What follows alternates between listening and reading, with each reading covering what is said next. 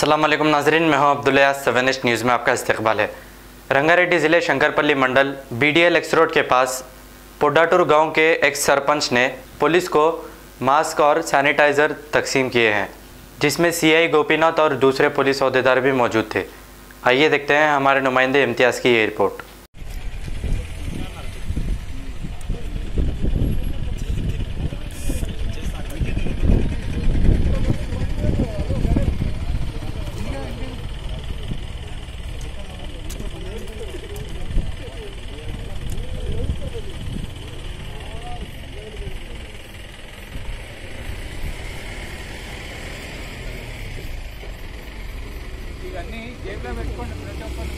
Germanton hospital orthopaedic से मुताल्लिक हर मरीज यहाँ शिफायाब।